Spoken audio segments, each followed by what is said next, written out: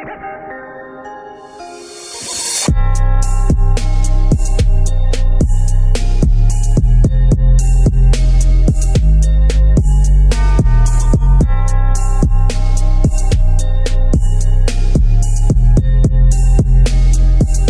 up, my fellow flyers? Welcome back again to another episode of FPV RAW. I'm your host here, Ruben Hadagi, and today I have a very special guest. You guys in the FPV land are familiar with this guy. He's been around. He's like the Karate Kid's master, the train. What is it? What's Karate Kid? What Mr. Miyagi? What did he teach? Was it Kung Fu?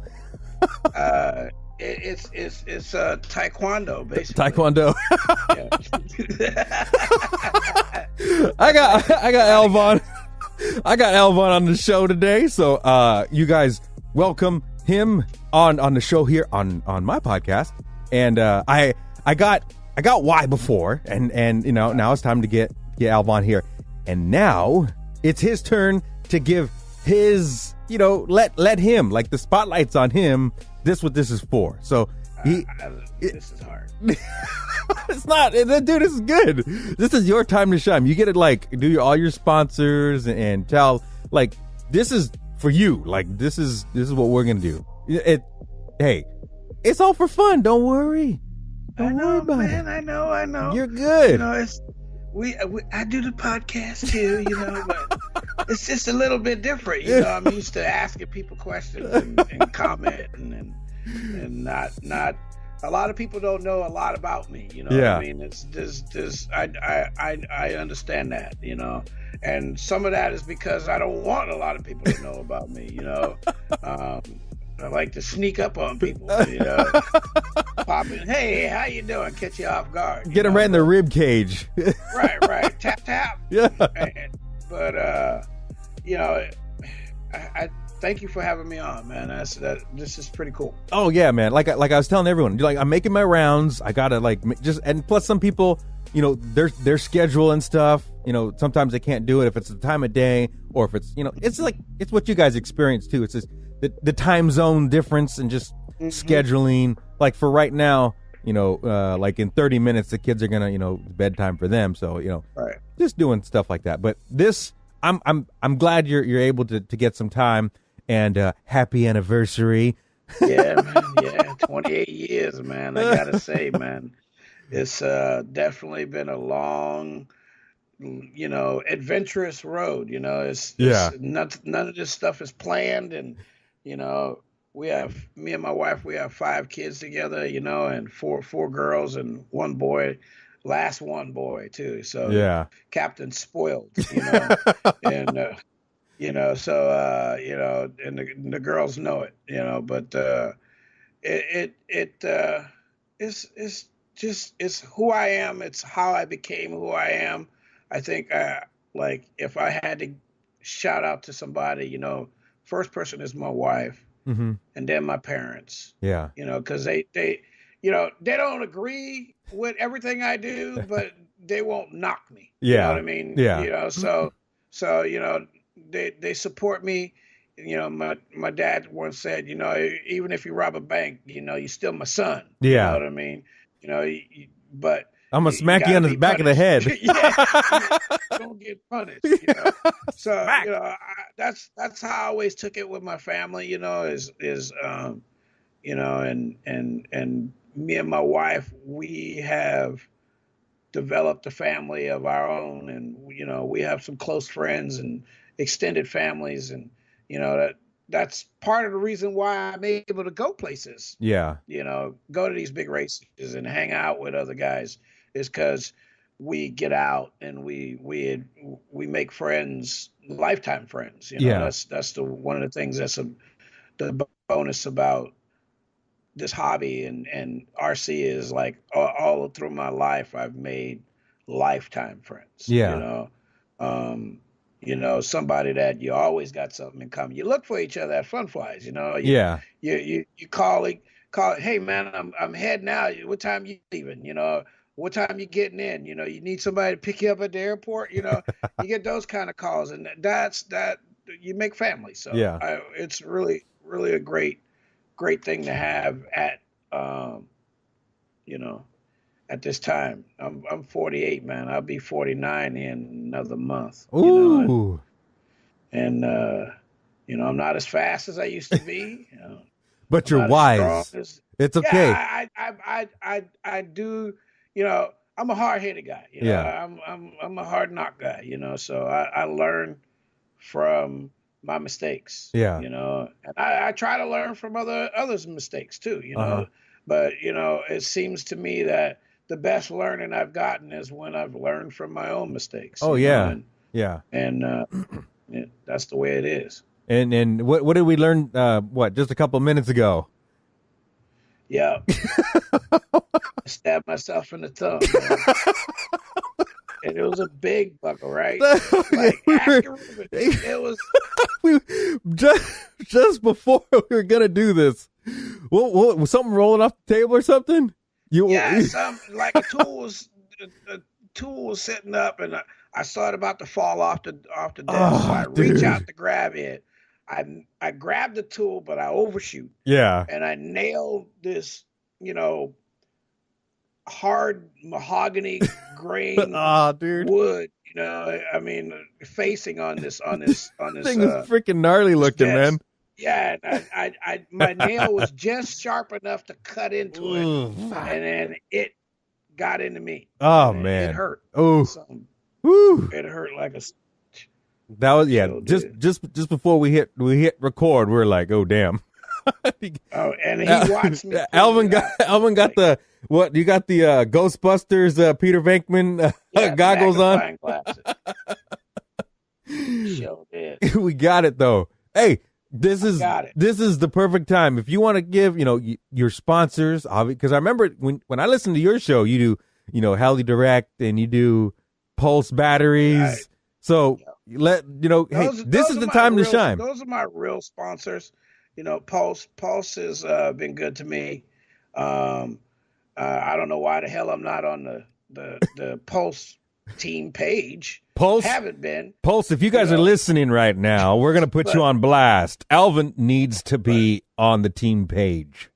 Yeah, I don't know what the hell, but hey, sometimes we have other missions, and I do have another mission. It's the podcast. Yeah, it's something that we like to do, and but Pulse is my battery sponsor. They have taken very good care of me, and Heli Direct is the father of my sponsor, kind of thing. And, yeah, I really appreciate the opportunities that they give me to represent them whenever I go somewhere. It's fun, it's like, I'm actually involved in a lot more than it seems. Yeah. You know what I mean? I get asked questions about products and which directions and stuff like that. Yeah. With not just not just some of the companies that sponsor me, because that's the normal questions they want to know is like, is that a good battery? Is that the direction should we go? Should we go to a smaller size battery or a larger battery? Yeah. Especially with all the different size multi-rotors and battery ships now coming out. Mm-hmm. I also get questions like, how do you like that flight controller? Well, I had a little bit to do with the Pico BLX, from Furious. Yeah. I was in on what was going on behind the scenes on that, and I can talk about it now because it's past tense. You know what I mean? Yeah. You don't want to drop any information. They go keep it on a down low. Oh, by the way. Right. But so it's like, and there's other avenues that I venture out on. I signed a couple of NDAs with a couple of different groups, and so I can add my input and feel like I'm still adding toward the community, because I do all of what I do. Yeah. I'm all about the community. I'm all about pushing this community forward, expanding, growing kids. This is whenever I talk to anyone, I want to know what you're doing. All the pilots. There's a lot of pilots out there right now that get stuff, Yeah. Oh yeah. and demo stuff, and I like to know, what are you doing with that product when you're done doing the review? Are you giving to the community? Are you raffling? You can raffle off something to the community Yeah. in your area and help someone along. You know what I Yeah. mean? Oh yeah. Or go find some kid, in the neighborhood. I'm very concerned about those things, because as a young man growing up in the city, there was a few opportunities for me to get out and do certain things. There was, RC was not possible. Yeah. That was in, I'm born in '68, so in '76 it was not even barely known that things would fly by radio control in most inner cities. You didn't see stuff like that. And then me and my stepdad, we drove by, I can't remember what it was, but there was some guys sitting out in they property, and they were doing control line, Yeah. and he was like, my stepdad was all excited about it. He was like, "You want to do that?" And I'm like, "Yeah, I want to fly. Let's, So we went out and bought a whole bunch of stuff, and that's what progressed me to being an RC. I mean, it's over time I've gotten better at things. You find that the time you fly adds up. Yeah. Oh yeah. The biggest skill point I can tell is, like, I'm all over the place because I am that guy. Yeah. You know what I mean? I have 9 things going on all the time, and I'm always thinking about stuff, like another option on how to solve an issue, or, I'm not a fan of a lot of the new technology that comes out today, Flight controllers. Man, I mean, every week, you got a new flight control. I mean, they just released some F7s. Yep. What we just got F4s working right. Well, this is why I have a hard time staying on top of what's going on with the mini quad things. I don't know. Hard. So when I'm a total noob. I don't know what's up. Like if I'm looking at making another mini quad or whatever, and I want to venture in, I want to look, like, I don't know where to go. I mean, yeah, I can ask questions, but go to a website and be like, what the hell is this? F3, F6, S 7.2, whatever. I mean, things have gotten better. Things have gotten a lot better, over time. Things are more cohesive, when you bring parts together. But still, you might end up being that guy. Me and one of my guys, from the multi GP chapter up here. Mm-hmm. We seem to be the 2 guys that smoke ESCs. Like we're building something brand new. Yeah. We get it all put together, get 2 or 3 flights on it. We're into tuning it, and then one of the times we plug it in, there goes the ESC, blow a motor. Yeah. And you're standing there and you're like, well, as a noob, okay, I'm a noob. As a noob, what usually causes that? Because I don't know. I'm a noob here. See, I have my suspicions. My suspicions is that a lot of us work on stuff without ground straps. Uh-huh. And we handle parts. We literally are touching boards, circuit boards, and stuff like that. I come from the high tech industry as a background too. I've wiring and circuitry, and I was on one of the first 486 DX chip back in the day, a long time ago. You got to look that up. What's that? Is that that's a computer chip? Okay. Yeah. So it's I told you I'm 40 something. But I mean, that was a long time ago. Yeah, 85, 86. The stone tablet, 96. stone tablet type stuff. Was that right? Before Windows 3, man. I was at work when Windows 3 came out. Oh, damn it! It was something. It was like, what the hell is this? Everybody was doing DOS at work. Damn it! DOS 6. Dude, I DOS didn't 7. play with my first computer until like 1920. I mean, I don't even know what the hell was back there. I mean, my sister had a computer, like a iMac, whatever, the kind of like the colored ones. They were like all in one. Like, that's what I remember. I was like, what the hell is this? That's an Apple. Yeah, I was like, what the hell is this? So, I mean, that's when I found. Mouse. Mouse. It was like, yeah, so, I mean, so I understand that this market is growing and things are changing, but I'm not comfortable with it as much as it changes. I mean, I think it scares a lot of people. I mean, when you really think about it, you go online and you go to 4 different places, and 4 different places they only have one motor of the same, they all have that one motor. Yeah. But then the rest of them, they all have different. Yeah. You know what I mean? So, it's like familiarity, that's what happens, and same thing with flight controllers and stuff, so. I think I still have the, remember the open beta flight. What is it?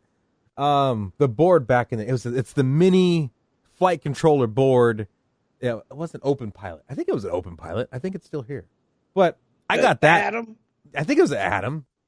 Atom. Atom was before its time. Yeah, I got it and I was like, okay, this is the new best thing. And I was gonna put it in my mini quad. And I was like, yeah, I'll figure it out somehow. I never even soldered the freaking fittings to it. And I didn't know what the hell. I bought it, but I never used it. It looks cool. It's I don't know, man. There's a lot of stuff going on and a lot of stuff to buy. You same thing with speed controllers, same thing with motors, flight controllers. It's tons of stuff. Yeah, that's an Atom. I never even hooked it up. What's crazy is that it was supposed to be the cool thing. Ship that's for. That's how funny, because I remember buying shit like that, and I didn't know you wait a couple, month or so, and the new one would come out, and you're like, well, why the fuck did I just buy this one? And remember when Open Pilot was like $89, like $90 back in the day? Yeah. So you buy one thinking it's the greatest shit, and you're like, what the fuck? Then the knockoffs come in, and they're like $30, or they're $40, but then everyone started to gain momentum, and then $30 was like the going rate. Right. Remember, that's one thing that happened over time. It was like things was like, the average flight controller was like $100. Yeah. Right. And then you knew you was getting something good if it cost $100. Right. That's what I thought. That's kind of how it was. I freaking bought a wolf ticket. Anything less than that, and you was going to be doing some soldering or something. You know what I mean? Yeah. And in the end, the clones made them drop the price, right? Yeah. They came out with the Open Pilot clone and hit the market hard. Yeah. And even though a lot of guys, and I do too, we talk about clones now. Yeah. And why you shouldn't buy them.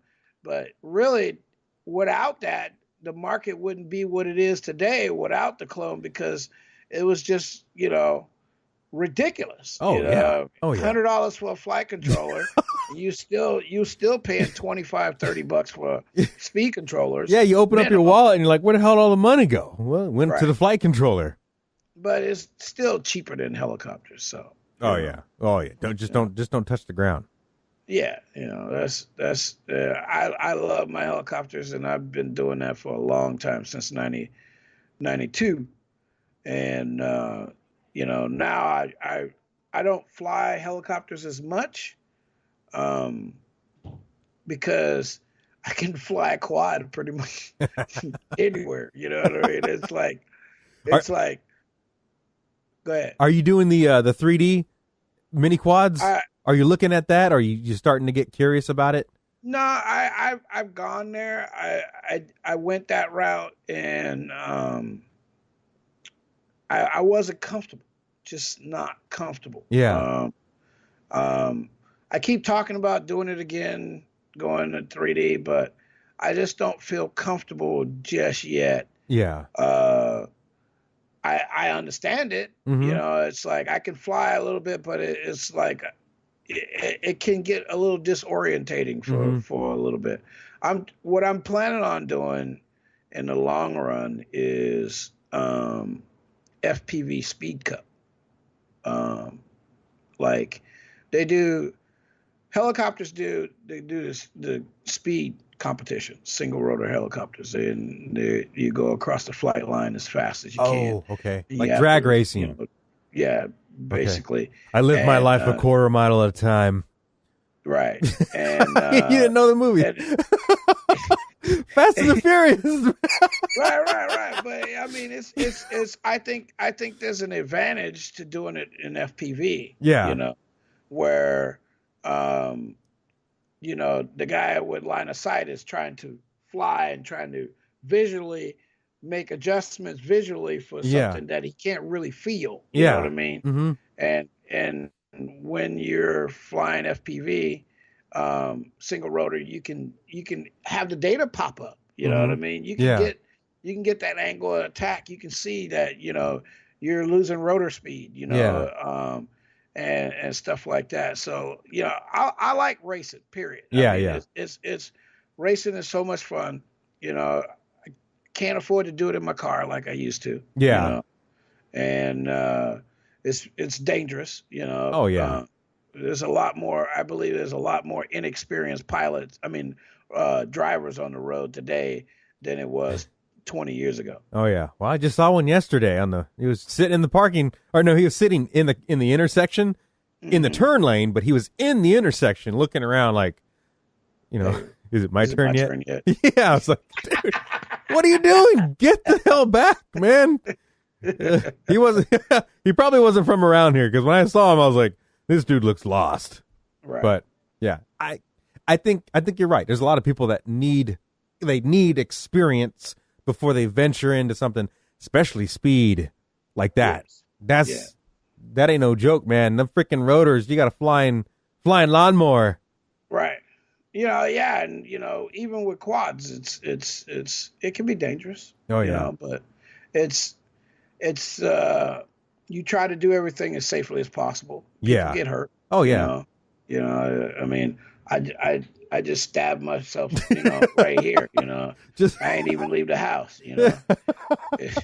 So, you know, it's like it could happen. Yeah, things happen. Like you know, watching the X1 races in the Bay Area. I don't know if you remember catching that.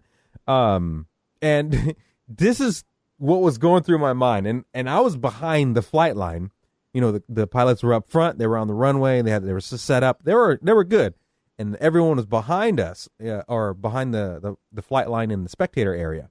Mm-hmm. And these big old the X1 class, they were like hauling ass, but you know, because they have the flight controller, but some of them were just falling out of the sky. And I was like, oh shit. Whoa. I don't know why they were falling out of the sky, but they were falling. And to me, I was like, dude, you got like 10 pounds of fury right there in each corner. So they need to work on the technology. I know right now we're infancy still on something that big and having, they're learning. They're learning. But damn it, that was fucking scary. Yeah, I can imagine what it's like, you know, a little bit. You know, I've built a couple of big ones. Yeah. You know, I designed a couple of quads a couple of years ago, about 4, maybe, has it been 5 years? Anyway, I designed a couple of ships and had a little contract with a company. Yeah. On my design and you know, sold it. Yeah. You know, kind of thing. But yeah, there's it's a lot to go to make a big ship go fast. Yeah. It takes a little bit more. You Yeah. know, like I've always believed that it's better to go with a faster spinning motor Mm-hmm. and a smaller prop than to go with a larger spinning propeller. Yeah. And the lower KVs. And the lower KV, because the flight's gonna be smoother. Yeah. Initially, because you can cut through the wind faster. Mm-hmm. You know, now but that's not always applicable to what you're doing. If you're flying AP or you're carrying a big camera, you don't want fast spinning props. Yeah. You know, you want time, efficiency, and stableness. So yeah. You go the other direction. Yeah, they want the big slower KVs with the bigger higher cell packs in there. And so right. it's less, I guess, oscillation maybe. Right. But then faster throttle response. That's what they're looking for. With the higher amps, the higher volts. And I think that's the big whoop did supposedly just did the X1. Mm-hmm. Excuse me. Uh-huh. And won the fastest speed. Huh. And they're thinking in that direction. A little faster RPM motors, you know, a little higher KV, and it seems to be working out for them. So, you know, I think, you know, all of this is just moving forward and taking small steps, you know. Yeah. You know, they're just now coming out with BL Heli, you know, 60 amp speed controllers, you know. Oh, yeah. Yeah. So they're just now entering that big phase. I just saw like a Zoe's motors, X1 motors is like $249 for the whole set, you know. Woo. That's not bad. Yeah. You look at how big they are. Yeah. You know, and what they're capable of carrying, you know. But you know, it's just, that's not a bad price when you're thinking about it. But it's for the bigger ships, it's going to sting a little bit. Yeah, I think you know a lot about the bigger ships stinging. You know, Mr. 380 amp ESC. I got it. It's sitting over here on the side. Well, hell, that 12S motor up there is like probably about 450. You know, it's around that range, and it's a handmade motor. You know, old motor guy made it, and I was like, how much do these things run? Huh? No. This is another guy. He's totally unknown. He wants to stay unknown too. Oh, okay. And he's like, here, try this, and I was like, okay. I put it on the bench, and I was like, holy crap! It's a freaking monster, man, and that's the one you've seen. But I think, like, if they had like guys like us, they say, hey, can you make us a quad or make us something? Here's your budget. And I'll be like, okay. Right. Well, I want to build a quad with end runners. So yeah, well, that's what I want to do. I want to build one with some big end runners, some 60 millimeter end runners, maybe some 60-85s or something. Well, you might be curious or interested in something like this. Yeah. Yeah,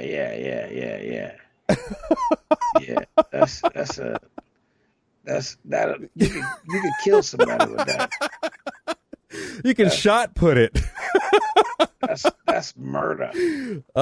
Judge, and boom, you're gone. So I'm waiting for, you know, I obviously don't have any connections for carbon fiber frames or anything like that. But I think if they thought outside of the box, like how we think, let's venture out there and figure out what works. Because the thrust is unreal. Yeah.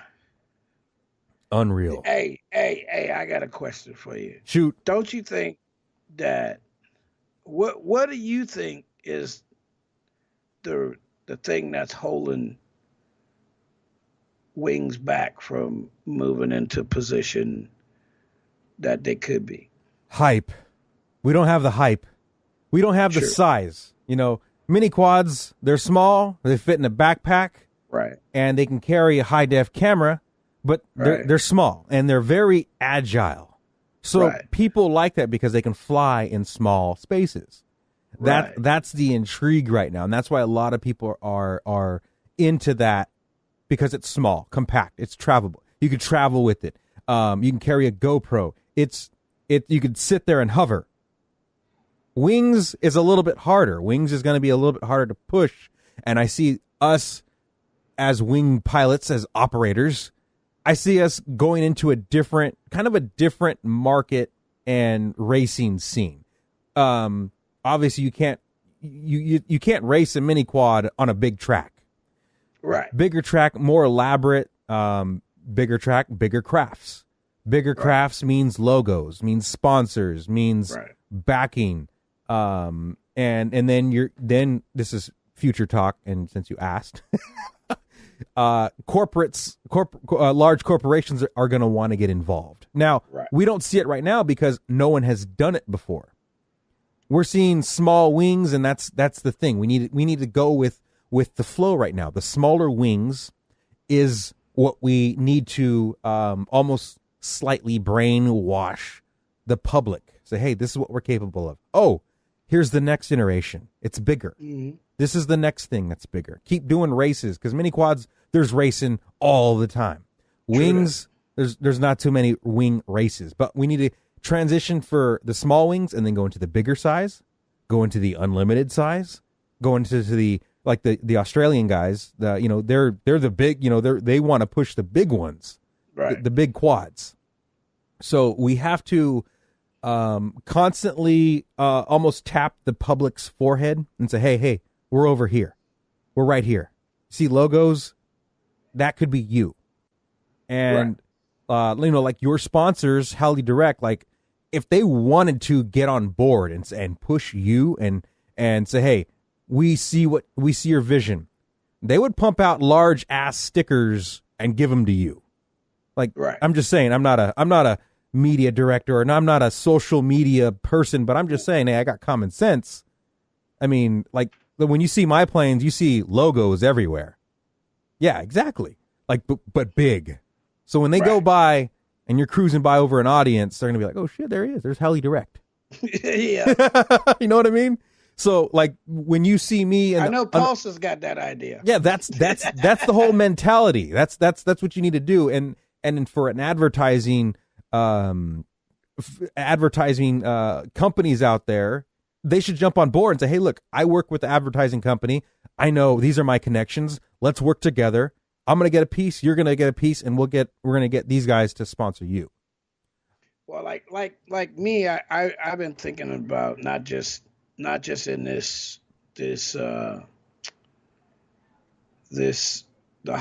for quads and multi-rotors and wings, but there's also apparel, Oh yeah. There's a style. There's a quad style. Yeah. I mean, what are you wearing right now? What beanie are you wearing right now? I forgot. But that the logo's there, right? Right. So when I walk around, like I'm walking around with like an Adidas shirt, I got an Adidas sweatshirt. Well, what's Adidas? What Adidas is just a clothing. It's a sport brand. Right. So why can't you walk around with Elvan, Mr. Miyagi brand? Right. That's another thing why I talked about in the social media podcast is you as a pilot, as an operator, what you need to do is get your brand going. Right. So, to use Eric Konasti FPV, like he has his own personal logo. Look at Steel. Steel has his own logo. So when he's rocking his brand, if things start to fall apart around him, he has his brand. Right. So if like for me, like my sponsor, obviously I'm sponsor myself, but I'm gonna promote myself as a pilot, as a brand. So I think like you should do that. All the other guys should do that. That way, when you're out there flying, you're like, hey, you want to rock the brand? You know, this is a billboard. I got 80 inches of window space over here. You want some of this? Right. So you have that's all part of the thing. And for guys who are starting, I think the wing guys, have a nice billboard. Right.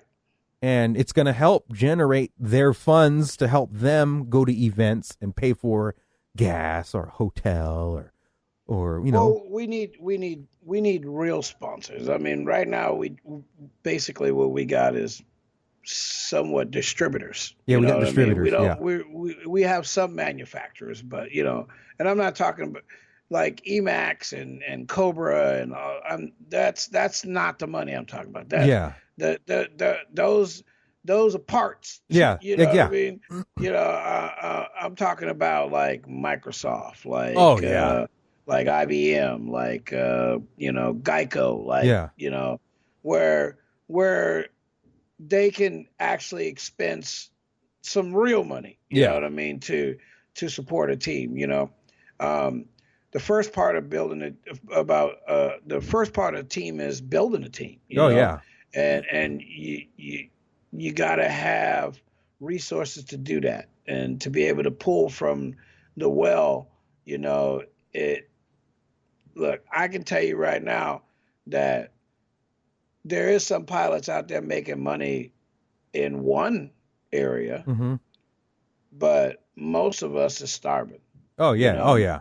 Most of us are struggling. Most of the guys got regular jobs.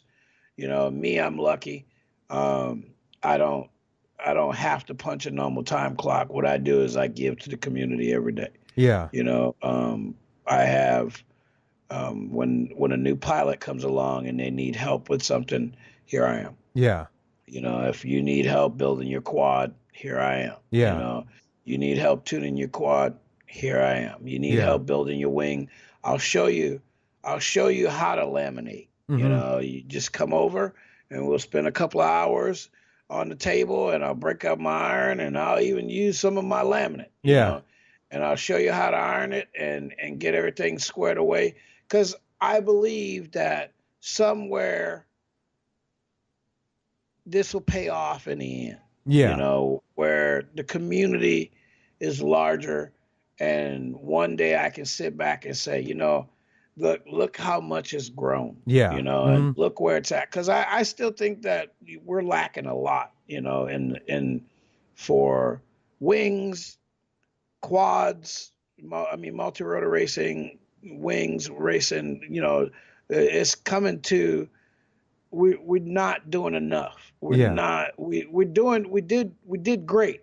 2015, we did awesome. Yeah. We came together. We came together, right? 2016, we're still trying to mesh a lot of stuff together, right? There's a lot of egos in this business. Oh yeah. And a lot of people feel that it's their responsibility to drink from the well. And that nobody else can do it.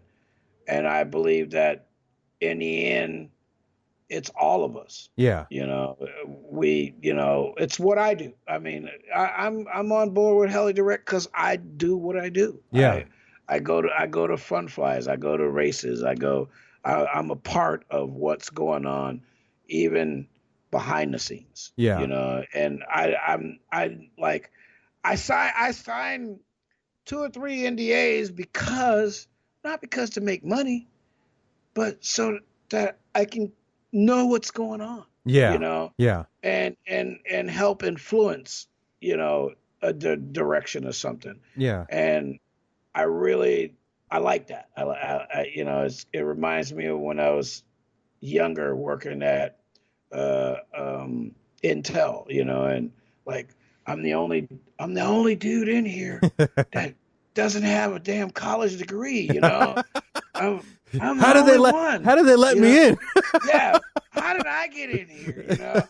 And I'm sitting down with my feet up on my desk, and I was, amazed at how, if you work hard enough, you can accomplish a lot, you know, and that's where but I believe that because someone took the time to teach me something, at one time or another, that helped me progress and give me the knowledge to think things through and be able to solve problems, and even on, levels that most guys go, how did he understand that?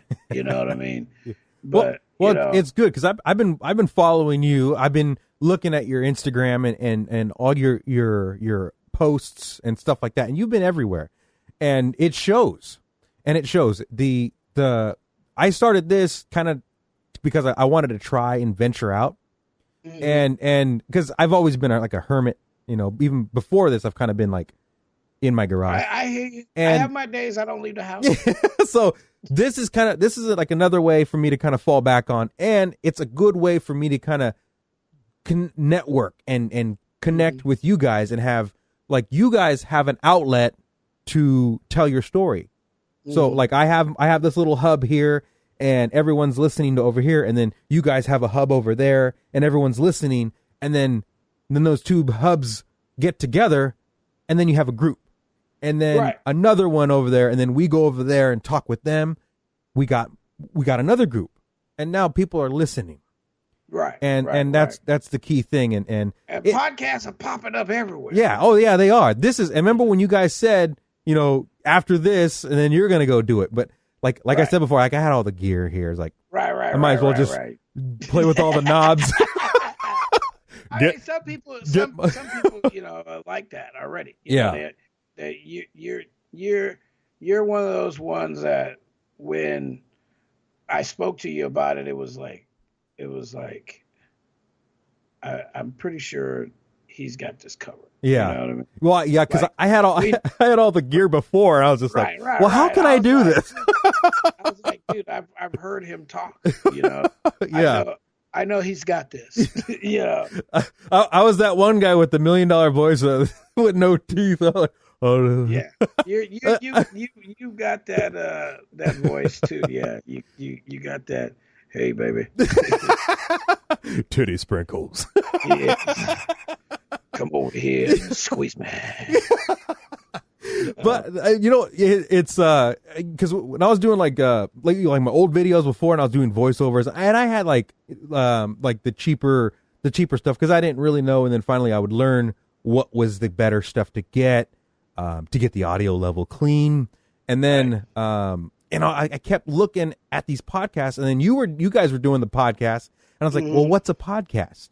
And so I kept searching what was a podcast, how to do it, and then I researched like for days, and then finally I got the invite to go on a podcast, and I was like, okay, so this is what a podcast is. I was like, okay, so I just talking to Mike, and that was it. It's a conversation piece, that's all we're doing, and everyone's kind of eavesdropping. Right. And so it didn't sink in. And I was like, okay, that's how you do it. And that's how you upload it and cut it. And, it's a learning experience, and it's kind of fun. I do enjoy doing it. Well, yeah, for like us, why is the editor? Yeah. So like, I get to be on the podcast. I really, I'm always interested in who I'm talking to. Uh-huh. And sometimes, some people's lives, my life is kind of like, we kind of like on separate sides of the river going down the road, I mean? And or at different times either, like I interviewed, a younger guy, and he was like, me and him, we have a lot in common. It's just, he's 20 and I'm 48. Yeah. You know what I mean? Yeah, and so like we can laugh and talk about stuff because we kind of went down the same path on flying and skills and all that other stuff. Oh yeah. And then I like doing the interviews. It's fun. It's interesting. But really the fun talk is after we stop. Oh yeah. you know. That's the We man. I'm telling you, we there, don't if we can let y'all see that, we might go to jail. yeah we There's some stuff that's said that we can go to jail for. I usually I sure. usually give everyone usually when we do this we like even when I was on your guys' podcast it's like okay we're gonna record now so then we know and then after okay recorder's off that's it Right. but you know it is a lot of fun and it's a lot of fun when you listen or when I listen to your guys' stories and it's interesting and when I'm driving like I'll listen to your guys' stuff and I'm like okay you know I'm focused. I'm 100% focused on what your guys' you're like your voice. Like I'm driving along. I'm like, okay, it's better than listening to the radio on some ads. I appreciate it, man. I really appreciate that. I don't know, man. I'm focused, man. I'm like, I'm up too. I'm like, okay, I got this. I'm totally following the story. If I was listening to the radio, I'm like, okay, here comes the ads. Here comes another repeated song that they're trying to push on the airwaves. But you know, I'm focused. Well, you know, like why me and why we get along really well. Yeah, so, you guys have a good chemistry. Yeah, you know, he's like, you know, he can pretty much say anything to me. He keeps you on task. Yeah, because you know, like I said, I can go all over the place. You know, it's probably part of my condition. Well, if you noticed, I do the same thing. I tend to, okay, I got a game plan, and then I go, oh shit, then I come back. Left turn. Yeah. Okay, wait. We're back on the right road. Right on the road. Yeah. Right turn. But this is good. I'm glad you guys, because you have the knowledge. You guys have a podcast, and you guys are doing really damn good. And you know, I'm working over here, and I'm trying to get more people listening and having you guys on. We are cross networking. Right. So, well, I know a lot of people don't know a lot about a lot of the guys that's in this, you know, hobby / sport / job, you know, thing, you know. You know, you there's a lot of pilots out there that are struggling. yeah. You know, there's a lot of pilots out there that are dealing with normal everyday life stuff, you know, trying to pay their bills. And, you know, I'm lucky to be in that middle class section. You know, I'm fortunate to say that because of the choices I made when I was younger, I'm able to live a lower middle class life, but a middle class life, you know. So we're comfortable, you know, we're not, you know, I can fly places and be certain parts of the time of the year, but everything has to be done by planning. You know what I mean? It's that's how it is for me. And, you know, I have kids, so, you know, just like everybody else. I got those, you know, my boy just went up to Seattle and spent the night in a hotel. You know, 14 years old up there with the whole, you know, the orchestra, you know. Ah, cool. And you know, so, you know, I got those other, you know, draws on the income. But like I said, we try to live on a pretty good budget. Yeah. You know? And it allows me to do stuff like, you know, buy wings and buy parts, and mostly I try not to buy wings. You know, that's the ultimate goal right there. Right. You know, I call up manufacturers. I got my hand out, right? You know, Ruben can vouch for that. Oh yeah, send him a message. Hey, homie, yo. I got an inventory of 10. Right. I'm like, here. Yeah. I know, you know, so, you know, it's like, but one of the things is when I do stuff like that, you know, it's not, the lucky thing is that I know the manufacturers know that I'm gonna do their stuff right. Oh, you know yeah. I mean? Well, when you tell them and you show them and then you talk about it on the podcast, it's free advertising. I mean, like I'm not getting paid by FPV Direct. I'm not getting paid by them. I'm not getting paid by Pulse. No. I'm not, but we're dropping the name. People are being familiar. People are knowing. Right. So, that's it's advertisement, and it's for you. And it you're helps mentioning my valuability. Yeah, you're mentioning them. It's traction for them, and so you're welcome. Send PayPal. No, I'm just kidding. Plane tickets. Plane tickets. Plane tickets. I like going places, man. I really do. I think I have fun. Because I'm one of those guys. So I I leave here. My wife's not worried about me running around on. Oh yeah. And I don't have to worry about my 14-year-old not getting to school on time. And all that.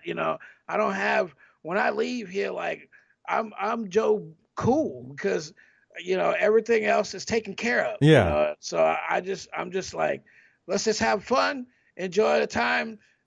Break stuff. Yeah. Well, let's keep on moving on. That's why I brought more than one. Yeah. Oh yeah. And it's that's what it is for me. I really like venturing out. I've been able to make some really good friends with a few of the guys out there I really get along with, and then I get to meet you. Like it was something I wanted to do before, and like I like to get out. Like normally, we try to get out, and I'll try to go out to like Arizona twice a year. Yeah. Or I'll go fly down to California, go hang out with one of my buddies for about 2 or 3 weeks, and we just cruise the beach line, and or I'll go up to Montana, and go fishing for a month, be up there hunting and fishing, So I like to get out and do all kinds of things. Yeah. And those times when we're out doing those things is when I meet other people and we connect and become friends. And then, it's like, hey man, just let me know when you're ready to come up. I'll pick you up at the airport. Oh yeah. And then I'm set. Cause it's like, then I just got to worry about getting there. Yeah. Oh yeah. And food. Yeah. But I never worry about food because that's the easy part. Yeah. If you got to have cash, you will get food. Are you going to Flight Fest? Next, that's in 2 weeks. 2 weeks. Yeah, I think it's in 2 weeks. I'm not going to be able to make that. Okay. I'd like to. Yeah. But I don't think we got some other stuff going on in Portland. We got International Drone Day coming up. Okay. May 5th and 6th, and I'm trying to do my best with helping with that. We got the drone show coming to town, and I think Friday night they're gonna show the Drone Invasion movie. Oh, those guys. Okay. Yeah. Okay. I remember when they were first starting out, man. They were freaking everywhere. I was like, who are these guys? They were everywhere. Yeah, they were every freaking where. They're still everywhere. I don't see them on my feeds, which is kind of a, it's nice. But I'm just saying, they were everywhere. I met them I met them in 2014 at the LA Drone Expo when I had my booth there. Mm-hmm. And, I say, hey, subscribe to your channel, good, nice to meet you. But the dude was like, it's like, oh, nice to meet your wife. Have a good day. I'll be everywhere. But I remember them from back in the day. Yeah, they're coming to town, and supposedly a couple of other people are coming to town. So yeah, it'll be an interesting thing. That's what I'm working on now. We last year we did International Drone Day here in Portland, and we had 3 days notice. Oh, really? And supposedly we knocked it out of the park. Good. That's good. So we got the opportunity to do it again this year, and this is a big deal for me. Yeah. Because it's representing the whole industry. You know what I mean? That's what's fun for me is I've done AP. Yeah. I've back in the day, we're flying 700 size helicopters with cameras underneath, and 800 size helicopters with turbines on it, Yeah. and I'm the vibration specialist, so like that's my stage name.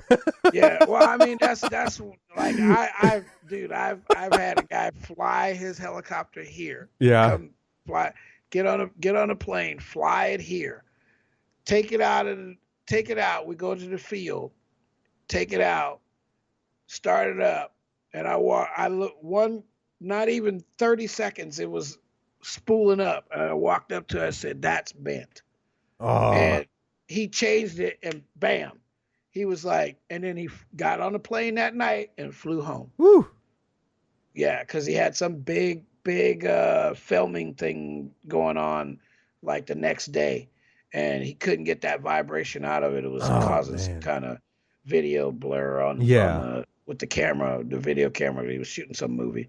That's what most of those things were doing. Yeah. But yeah, so like I love, like, I've studied helicopters. I mean, that's pretty much what I do with everything, I sit down and look at prop efficiencies and wing loading and airfoils and all that. Is that what they do? Was that what they're like the International Drone Day? Is that more movie-esque type stuff? No, it's just to let everybody know, it's the day that we decided to try to venture out in the public and draw more positive attention toward us, right? To the drone industry. And whether it was AP or it's turning out to be more of a little expo. Yeah.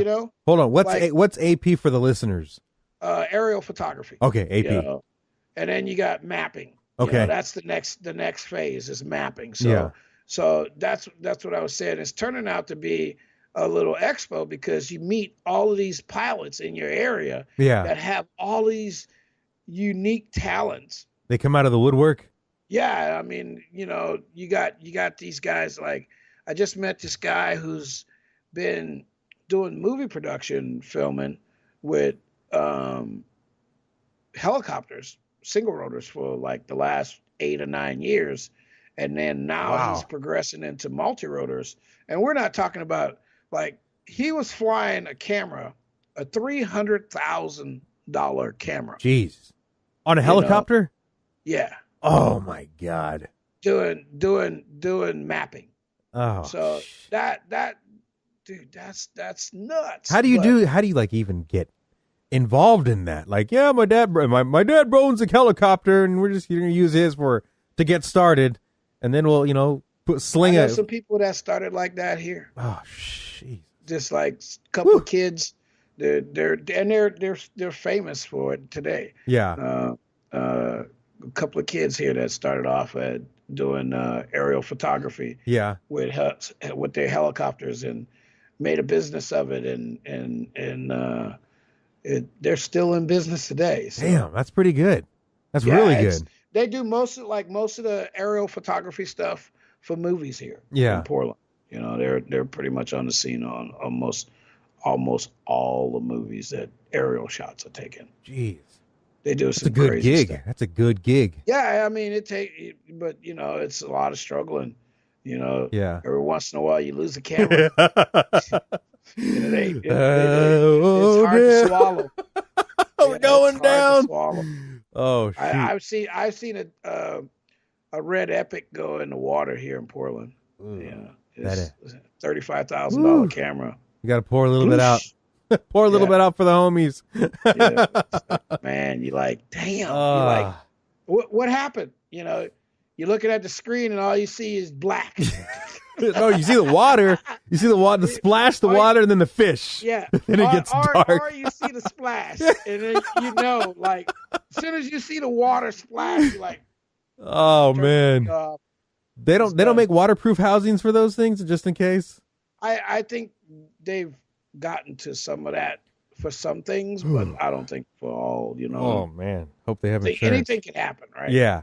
Well, they try to have like multiple redundancy systems on there, but sometimes even if the parachute deploys on the fruity shoots, if that deploys, you're still waiting for that thing to hit the ground, and that's going to cause damage. But you're like, oh, yeah, or if the parachute opens, you're still going in the water. At least now you know where it's at. You got a little anchor boat. Follow the parachute. There it is. Right. I've seen too many ships go in the water, so I don't play that game. All it takes is just, and then you trying to shake. Man. I don't know how. Like years ago, I used to fly wings in the rain. Yeah. And they're waterproof. They're waterproof. Yeah. We were all out, flying in the rain one day, man, just sitting there. And we're all standing underneath the awning, right? And you have to put turtle wax on the lens. Right? No. we're standing under. We're line of sight. Oh, line of sight. Okay. So like we're line of sight, right? And we're standing underneath the awning, and the water is running off and into our radios while we're flying. Nobody's getting wet. Nobody said nothing. It's like. We're all standing there flying, and all of a sudden, like one guy goes around, and then like seconds later, all three of us are down and like, yep, probably shouldn't fly in the rain. Yeah. Well, I like over here the flying in when I flew in Hawaii, like you did if you got next to the ocean line, the coastline, all that mist. Mm-hmm. It started to build up, and then the higher you went along the coast safely, the fog would kind of like start to create those little ripples, and then the water would go into the servos. So you had to make sure you had a nice good seal, or when you did land, dry that shit off so you can go up again and let it, you're good to go. But a lot of water will build up in there, and it'll make your day sucky. Yeah, Hawaii was. Would you go back? Hell yeah. Would you go back for a race? Yep.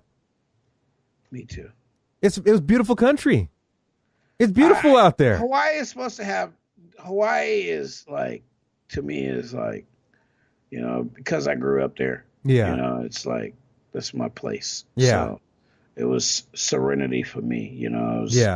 It's my perfect meditation spot. Where you want to see the best Elvan is when I'm there. In his element. Yeah, that's my element. Right? Yeah, I met a lot of good guys out there, man. Yeah, the locals out there. I appreciate them. They're so freaking nice to us, and they took care of us. And I talk to them on my feeds, and it's great. It's great to see them, and yeah, I'd love to go out there and fly with them. On a daily, if I could. Some people were smart enough to not get thrown in the water. Yeah. Yeah. I tried to warn people. It's like to me, it's like, I was trying to tell somebody that, you go to Hawaii and there's military there. Mm-hmm. And I don't know if you live, if some of your people live around military bases, but some young 18-year-olds can be not the best representatives of our country. You know what I mean? When they're out of uniform, you know what I mean? Yeah. They can be some of the most monotonous, self-centered, egotistical, guys around. So some people don't tolerate that very well, and they just assume that any foreigner is a military brat. Oh, okay. Was this an incident that happened there? Yeah. Oh, okay. Thrown in the water. He's like, the locals thought he was disrespecting them, and they picked him up and threw him in the water. Oh man, and that happens though. Yeah. I kind of expected it to happen to more people.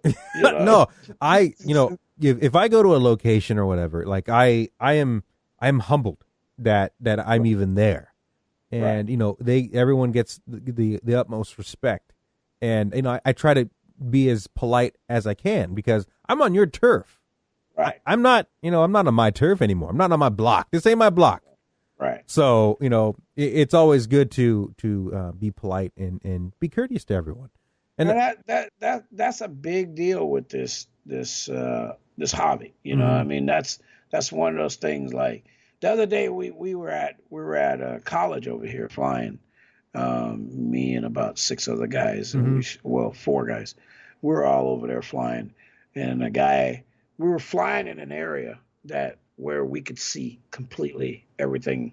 Yeah. And there's a guy riding a bicycle. And Okay. he thought the quad was following him.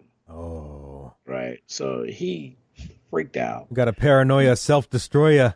Yeah. Came yelling, running over, talking crazy, Oh, man. And we were like, I'm like, sir, we are not trying to follow you. Started talking real soft, Yeah. so he, because he was really agitated, Yeah. And, like people still don't understand what we're doing. So, it's like the best thing to do is to bow out, back up, don't be confrontational. And I know, hey, look, I'm that guy. Yeah. Right? I'm the guy, like, we've gone to the beach a couple times and I've had guys run up to me and tell me that I was trying to, swoop them with my wing or whatever. And I'm like, no way, dude. I was like 30 feet above you. Yeah. What the hell are you complaining about? And, so I've had those instances, and there's been times where I've lost my cool. You know what I mean? Oh, yeah. Well, we're all human, man. We're not. Right. We're when not. You start cussing at another man, that's the thing I remember. I try not to go that route. I'm a smart ass. I'm a smart ass by trade. I'm in the construction realm, so I have to be on my toes. That's me. But when stuff like that happens, I know that the F-bombs and curse words and pointing, I know that there's a flag that's about to go up. Right. I need to simmer it down. I will back up. I will back up, and I will back up, and I will back up. But once you start calling people names and dirty and some, and and I'm like, dude, do we have to really go there? I mean, really? Yeah. Is it that?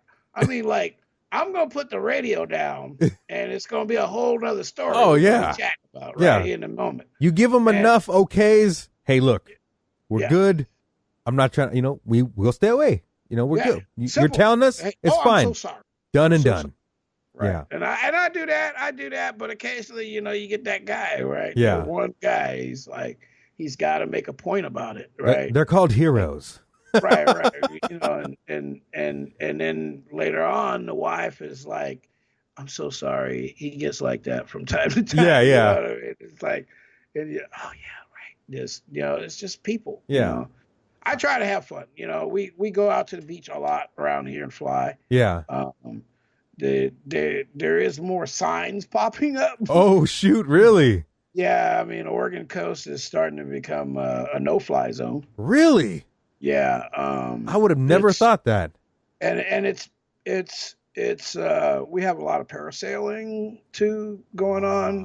Oh, and gotcha. Like last year, some guy got run into. Holy parasailing. Crap. And it was like the day after we had left the beach. Me and a couple of guys, we went down there and flew, and it was like the next day some guy got smacked in the face. Oh. By something flying. Oh. Parasailing, Ooh. The guy with the quad didn't see him. Oh man. So it those things happen though. Yeah. Just 2 aircraft in the same airspace. Oh right? man, if the news got a hold of that, they'd be freaking all over it. Drone. Dude, it was so like the guy was so cool about it. So that was like I got a phone call saying, "Hey, I got hit in the face." Yeah. And I was like, "Wow, what do you want me to do about it? It wasn't me." Yeah. You know what I mean? Like, you can, I'm like, do you know who it was? And he was like, no. He said, and the people were like real, like, it was a noob.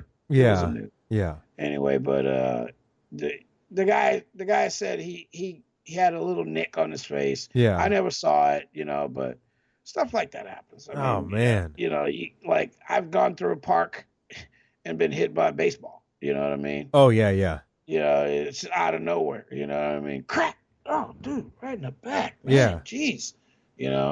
And so stuff like that happens. It's gonna happen. Mm-hmm. It's better than the F-15 falling out of the sky, right? Oh yeah. Those are still falling out of the sky. Woo! Last week we had one fall out of the sky. So if those things can fall out of the sky, yeah, there's a ton of possibilities. It's like right. which one do you want to make the most terrifying? Right? To me, an F-16 is pretty freaking scary. Yeah, I mean, I and that's my agreement. Like I've always believed that we should have some kind of licensing or, those things. I thought when they said that we were gonna, we needed to have a license or something. I want that, because there's certain rules that go along with those things. Yeah. Like I can claim emergency landing now. You know what I mean? Yeah. I can land on the freeway because emergency landing if it's open, right? Yeah. I mean, that's what the full scale though. Right, but still, not with the toy. This is not a toy when you're at 60 inches and 10 pounds of ship. You know what I'm saying? Is there like a different regulation? Because I mean, hell, you shouldn't be flying by no freaking. No, but I say you're out flying a 10-mile track, you know, and you're coming back and you start to have some issues and you got to go down or where do you want to put it down? Man, yeah, you try to get to an open field, but what if you have to put it down on the freeway? Ooh. I mean, what would you do? What would you do? I would put it down on the freeway. I'd aim for some grass, man. I'd aim for some. I would slide across the freeway and put it down on the freeway. Oh.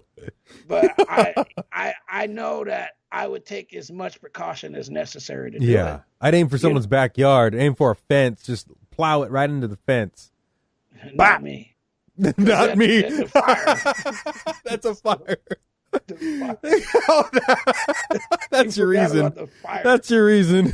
Yeah. See, like I believe that there's rules in place. Yeah. And those rules are there so that we can use the rules. Yeah. When we need to. Yeah. You know what I mean? I'm on the other side of the fence. I don't want that. I don't want it. I like the guy who crashed into Seattle in the Space Needle. Yeah. I think that's if he wouldn't have been playing around, he could have used the excuse that there was an issue. Yeah. And it was better to crash on top of the Space Needle. Yeah. Than to fall 200 feet to the ground. See, his problem is that he bought a toy that was ready to fly. Right. And when you do that without knowing what the rules are, that's where the companies that mass produce these things get guys like us who know what the fuck is up. They get us into trouble and they ruin it for everyone. Well, I mean, but look, today the same company that made that. Yeah. Right. The same company that made that makes one of the best flying little multi-rotors that you can use. The Mavic is just phenomenal, Well, put it like this. With the amount of money that they've threw at us, right, and us consuming a product, they had the money to perfect the hardware. And so that's why they're the best. Right. Bottom line, that's why they're the best. Well, I mean, some other companies had the opportunity. Unique is one of them. Yeah. But they have a lot more background too. They sold enough, but again, they have a huge chunk of change to work on the hardware to make it work good. Well, I mean, the Unique is another company actually. Yeah. There's a founder company for Unique. Yeah. And it's just like a many years ago, they used to have, 2 or 3 different types of cars, but they were all the same manufacturer. Yeah, You know? it's like Hobby King, Turnigy, Right. H-Wing, Zippy, Turnigy. We already said Turnigy, but Nanotech. Yeah, Nanotech. Those are the smaller children companies of the parent company. We'll say. Yeah. But yeah, Nanopuff. Dude, some of them are actually doing pretty good. They're doing pretty good. Really? Yeah, they're doing pretty good. I had to retire a Turnigy battery. Really? I had to retire the Turnigy battery from 2014 that I flew in my Dreadnought over last weekend. 2014, still working.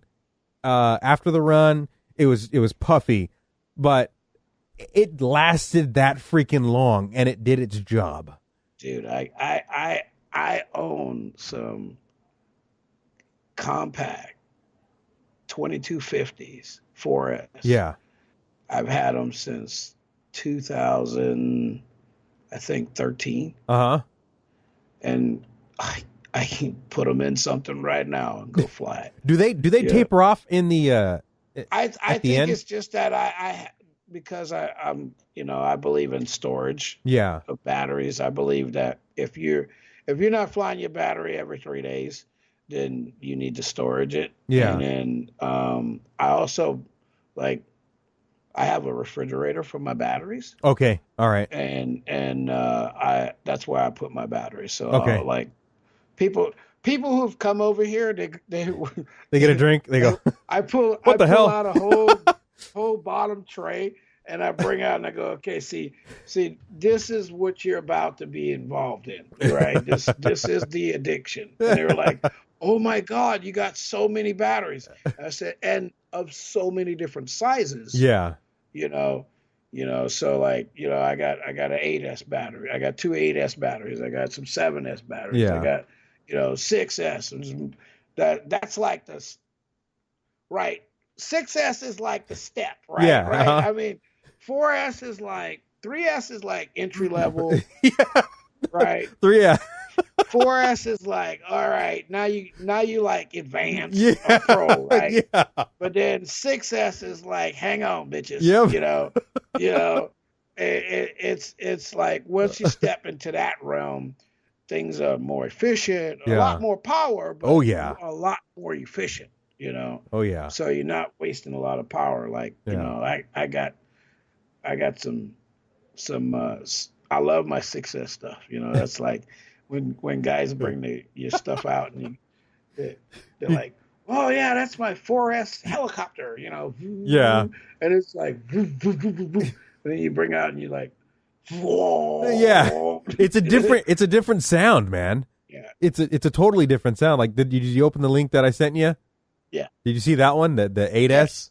Yeah, that's nuts, dude. You can not like whoever mentioned that, but on the link that you can actually see the acceleration. Like when you hit the throttle, it like moved 30 miles more an hour faster. Like that's what it looked like. Like you hit it, you blipped it, and it was like 30 more. Yeah, it did like the Fast and the Furious where you gun it and then like the lights start to leave trails. But I remember, like, because I was exactly what you were describing. I had the 3S, and I was like, okay, this is fun. And then guys were wanting to go faster, so I was like, okay, well, here's the 4S. Oh, that's good speed. And then there was the 6S, and I was like, oh my God. Yeah. And then I went full bonkers, and that's when I did the 12S, and I was like, what the hell am I doing? But the addiction, I was like, oh my God, it's so much faster. Well, I mean, I like fast stuff. Yeah. I have a couple of little striker wings, little 30-inch those wings are fun, man. That do like 150, 160, and they're consistent. Yeah. And it's like that's and I know guys that have gone that extra mile where they popping 215, 220, with stuff like that, and they're running 6S. Yeah. And we've always said that when you want to step into the big boy game, the 6S is the way you do it. Yeah.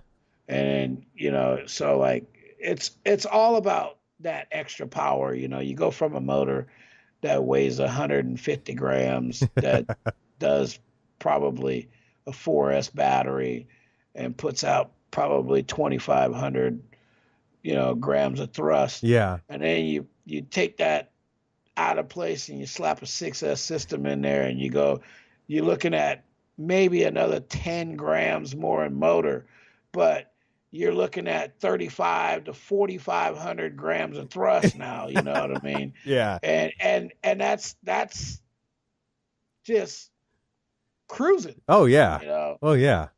I love my 6S. Yeah. I do. And I think what you're doing, with this market and the stuff you have is a great point. You're doing your thing. Yeah. Everybody else is doing their thing. Separately, I want to see more cohesion of the wing guys.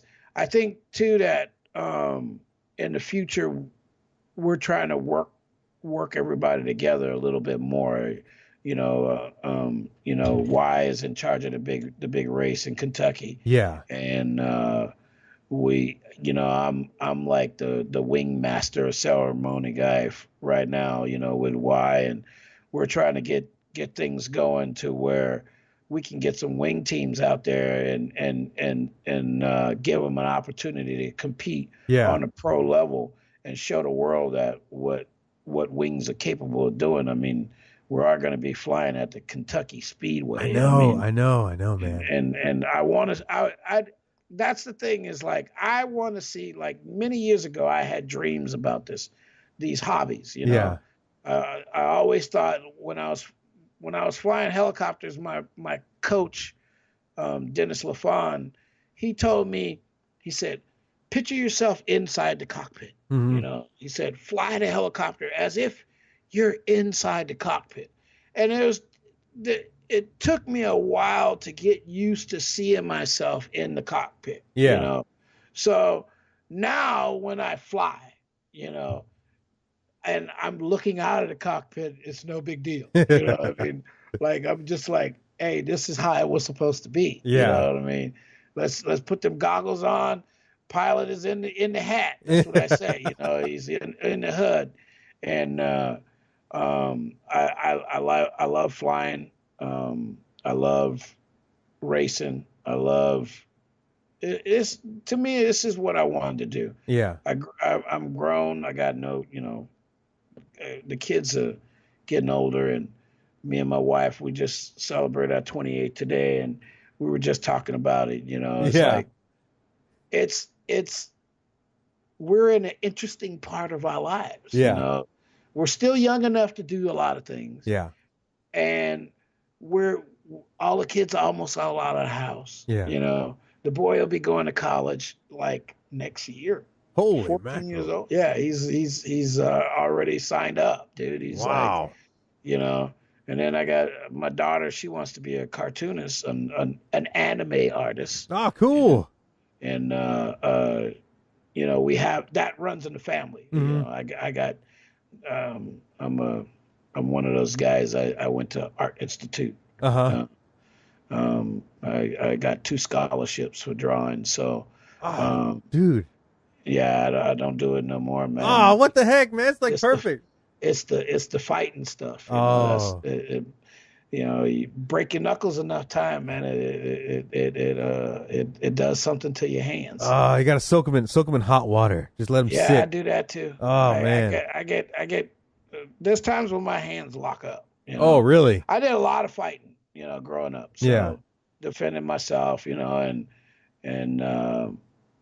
my single mom. Yeah. And growing up in the 70s, if your mom wasn't, tied down to a man, she was something else. You know what I mean? And I wasn't gonna let nobody talk about my mama. Like yeah. I mean, we gonna fight. Yeah.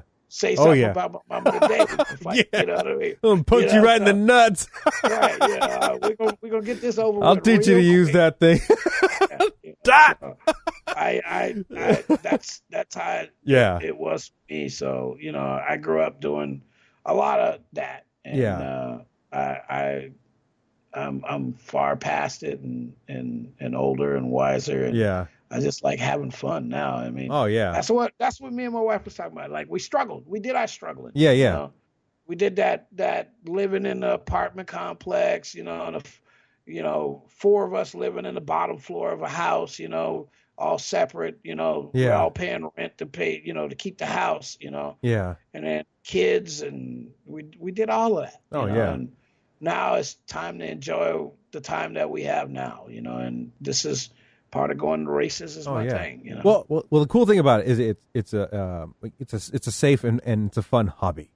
And right. I've probably said this before, but I'll keep saying it. It's a very safe hobby. There's no drugs. Well, I mean, there's drugs, alcohol, but you know, when we do it at an event, we're trained, right? We're ready. We're there to have fun, right. And the whole environment itself is a safe environment, and right. It's a healthy environment because there's kids there that want to see what you're doing. There's education, you know, and you got to get, you know, the little ones involved, and they're right. looking at this toy that is competing in the air with other guys, and it's a learning experience for them. So it's healthy. There's no, right. I mean, there's no negativity there. It's all for fun, and it's a very healthy time. It's sport, hobby. It's a very, very positive hobby. It's you know, flying has always been that. You know, I mean, RC is like, you know, for me with like cars. You know, you have like your car guys, yeah, your airplane guys, your helicopter guys, but they all go to the same shop. Yeah, you know what I mean. Yeah. And so it's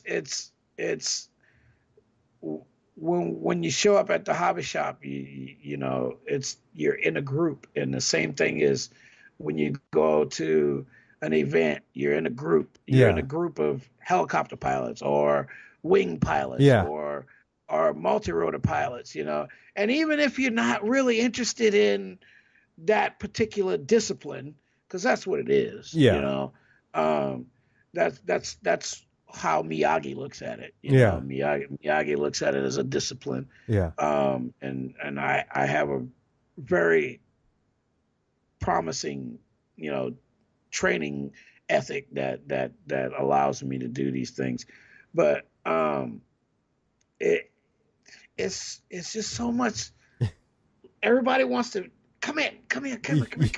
You know, let me help you out. Let me teach you. Let me teach. I just want to see more of that outside of the events. Yeah, you know, I think that to me that's the biggest thing I want to see grow. I want to see more of that spreading that love. You know what I mean?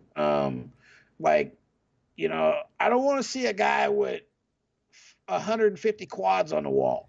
You know, I think that's like excessive, and you know, isn't there somebody you could raffle that off to? You know what I mean, isn't there a kid in the neighborhood? You know, there's got to be somebody. I mean, you know what I mean? I think we don't do enough giving back. And you know, we do it when we at the race, right? You know, but to me, it's kind of selfish when we do it at a race, because we don't want to win the race without giving the other guy the best chance to beat you. You know what I mean?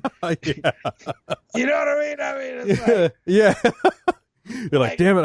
I gave him the fast one. Shoot. Right. Like I've gone to car races where, you know, the night before, the last two guys are working on each other's car, helping them get the timing right, or, you know, the belt, something slipping or whatever, you know, so that the next morning they can race and go head to head the best that they can go against each other. You know what I mean? The smart man, even if the partner that helped him out, you know, even if they lost and the guy you helped out won, the smart man would carry that guy with him and bring him up. The smart man will bring, or female man or woman, doesn't matter. There's not a lot of need. There's a lot of need for that too. Yes, we'll put it. The smart person will bring up the people around him, That's the smart person. And when you have a team with you that are all have the same drive, you know, one or two might venture off and break away. But once you have that group, that foundation, dude, everyone's going to be a winner. I wanted to say, I think I got that right now. Yeah. I mean, I got a group of guys right now that are in my multi-GP chapter that are, you know, they are like the guys that I wanted, Yeah. you know, in the beginning, you know what I mean? The guys like a lot of the guys over time have shown the money aspect, right? Yeah. The fact that it's about money with them, and you know, I like hanging out with guys that want to not just do multi-rotors, not just do wings, not just they fly. We fly everything. Like at our field, like you come out racing with us, and we stop halfway through the races, and we'll do a ring race. Yeah. Or you know, I'll chase somebody around the field. You know, we'll do like a wing in the air, and you chase the wing around the field. You know? And you know, me and another guy will chase each other. You know. Yeah. And go through the soccer goals around the field. You know. And there's 6 feet off the ground, right? So, you know, I think it's 6 feet by 12 soccer goals. Anyway, but so we fly around the park like that, you know, and those things are fun. Mm-hmm. And it shows that we're not just all about racing, you know. We're there for everybody. You know, we get kids come by, and we do all kinds of stuff. So I like that, and I think, you know, my Randy and Mitch and Jadine and Florian and Denny and Corey and Alden and Mark, you know, I appreciate you guys. It's been a good year. Yeah. You know? Well, it's gonna get better, man. It's gonna get better. Yeah, you know, and they're you know, they're keeping up with me. You're keeping me to keep up with them. You know, I mean, there's we have some good pilots. They're moving along, and I like in the direction we're going. You know, we're trying to do things and be positive for not just ourselves, but for the community. Yeah. Oh yeah. And that's all you can ask for, man. Right.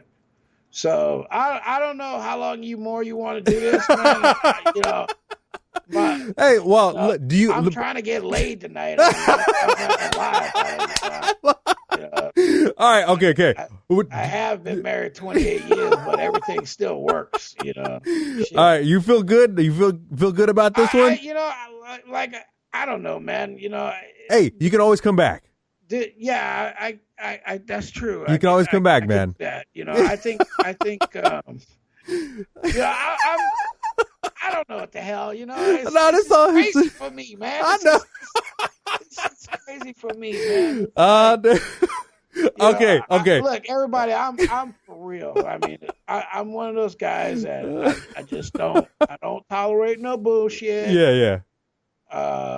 You know, if you come at me the wrong way, we're done. Yeah. We're that's the last time we're gonna have a decent conversation. Yeah. You know?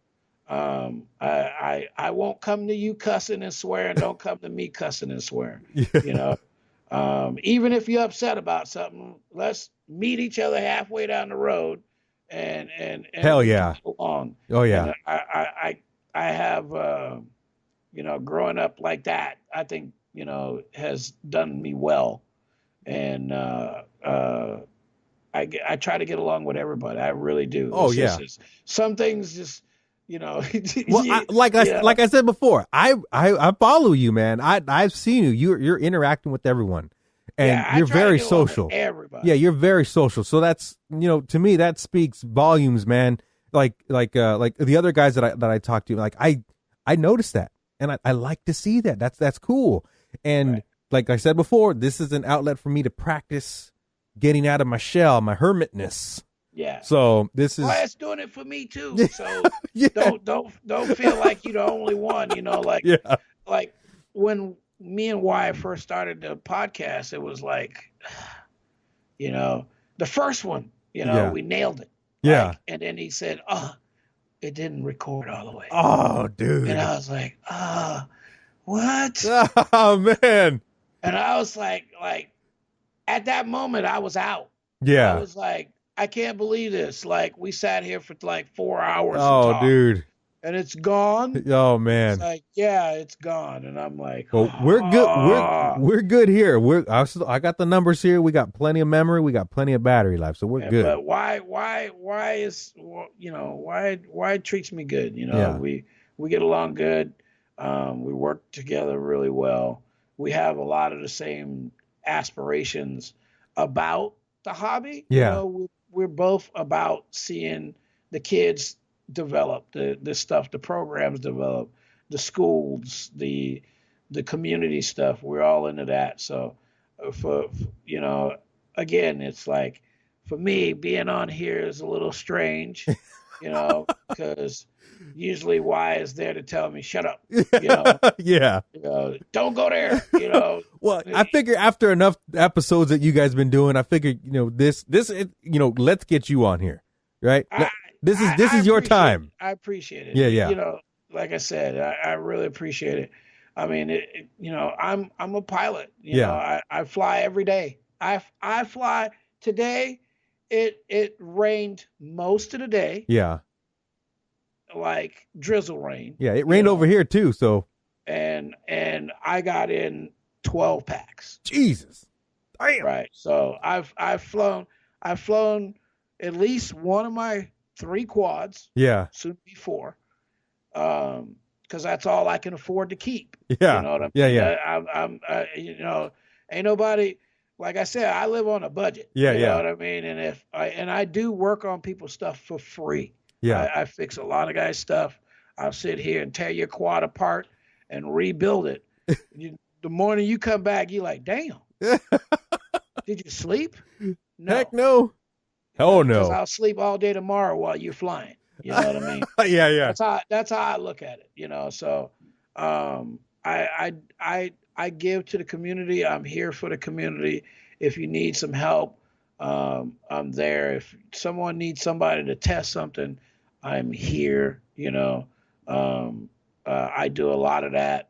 And it's how I stay keep moving forward, because like I said, we're on a budget. Yeah. We have kids, still raising kids and trying to do this stuff, and like want to tell you appreciate you, because thank you, man. You know what you did for me. Yeah. And here it is. I'm on it. Right. Well, I want it, like I like doing that. It's something I like to do. And I like to do the same kinds of stuff. That's why we get along, even though we both have different covering techniques. Yeah, we do. Like, hey, yeah. So I know we're cranking over here. We're at an hour and 40 minutes, almost an hour and 40 minutes on the recorder, and your wife is gonna get pissed. Right. So okay, let's do a quick shout out for your sponsors. Do a quick shout out for your sponsors real quick, and we'll wrap it up. Pulse, Heli Direct, Team Heli Direct, Pulse, FPV Direct, Portland Multi-Rotor Racing Group, Portland PDX Racers, Miyagi FPV on Instagram, Miyagi FPV on Twitter, Dr. Audio on RCgroups. That was my original RCgroups handle. I'm one of those guys. I got 2 or 3 accounts. And co-host of FPV Podcast, the talk show. The talk show.